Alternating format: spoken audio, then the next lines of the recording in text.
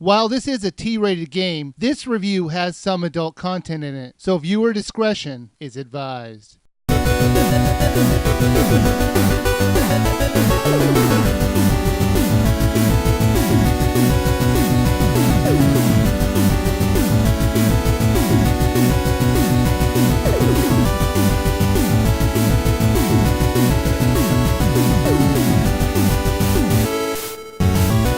How many times is American Laser Games going to release this game? At what point do they make back that $100 investment that they spent on the actors in this game? I guess I'm to blame for their re-releasing of this game as well. Because the second I saw that it was available for the Wii, I rented it without hesitation. Now that this game is out, you know what's coming next. I guarantee it. Dragon's Lair and Space Ace. The two other games that seem to be released over and over again. And what do you know? A year later, the Dragon's Lair Trilogy came out for the Wii. Now, I may have been kidding at the time about them doing it, but really, it made sense. If they're going to release Mad Dog McCree on the Wii, why not Dragon's Lair? Okay, this is going to show you guys how old I really am. You see, I remember playing this game in the arcades when it first came out. Dragon's Lair just amazed me. It was colorful and had cartoonish graphics. When you saw the arcade machines that it was up against in its day, it's no surprise that it was such a hit with the arcade crowd, even at the insane price of 50 cents. I know it's pretty common nowadays to see an arcade machine that costs 50 cents, but back then it was a pretty rare thing to see, and it was completely worth it though.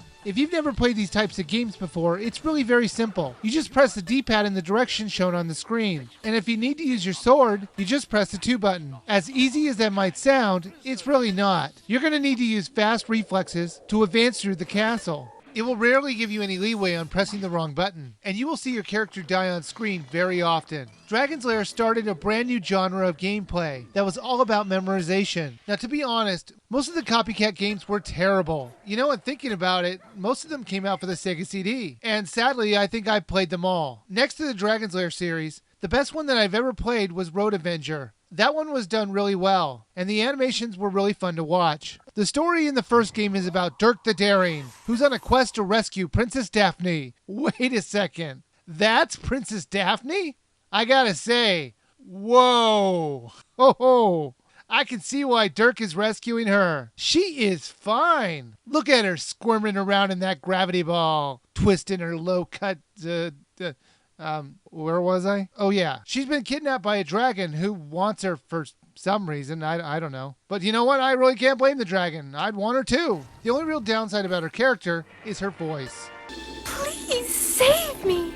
The cage is locked with a key. Really? It was locked with a key? Because, you know, this whole time I was actually thinking it was being locked with, oh, I don't know, piece of baloney. Thanks for clarifying, Daphne, that it was locked with a key.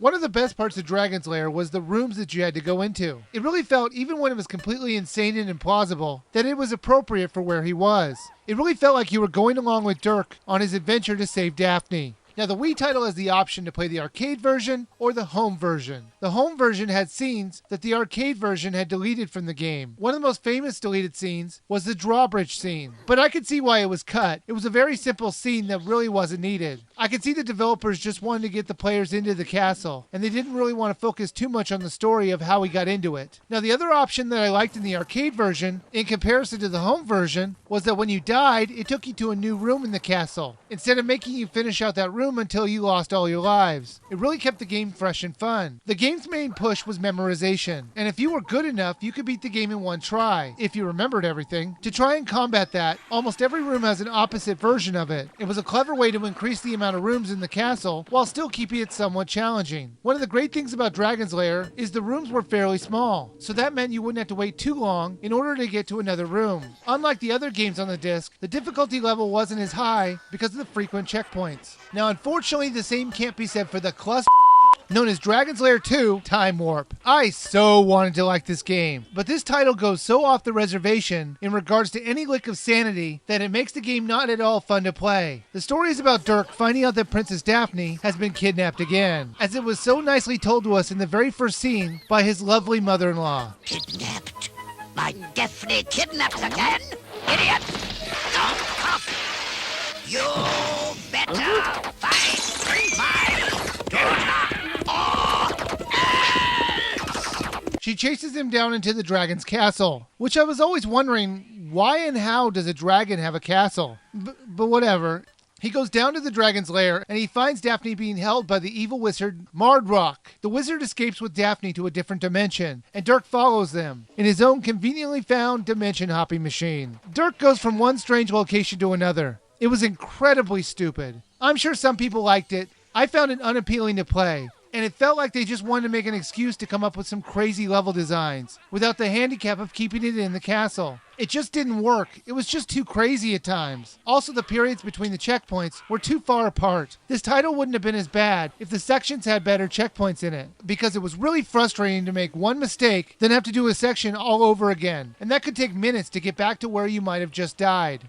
Now, the third one you might guess is Dragon's Lair 3. Well, actually, no, it's not. It's a game called Space Ace. It has nothing to do with the Dragon's Lair series, other than it's made from the same engine, and it's made by the same company. But I do have to question, why did they call this game the Dragon's Lair Trilogy when there's only 2 Dragon's Lair games on it? This one wasn't as crazy as Dragon's Lair 2 in the locations that they had you go. The thing that made it not as crazy was the fact that it was located in space. And that made it okay to go to crazy locations. It didn't just have a bunch of scenes out of context like Dragon's Lair 2. Now the story is about Ace, who has to stop the evil Commander Borf from turning the world into kids with his Infanto Ray. In his attempt to stop Borf, he gets shot with the ray and gets turned into a child. But luckily, Ace has a watch that will let him turn back into an adult for a limited amount of time. And then it needs to be recharged in order to use it again. The ability to turn into an adult is completely optional. The game would actually play slightly different if you didn't change into an adult. Like, for example, a situation where you had to blast your way through an enemy. As a child, you would just avoid the bad guys. While the gameplay isn't as insane to watch as Dragon's Lair 2, it is still a bit stale. I just didn't enjoy the many levels they had to offer, but there were way more voices in this one. But unfortunately, they were just as awful as the other titles. Kimberly, come in. Are you okay? Oh, sure.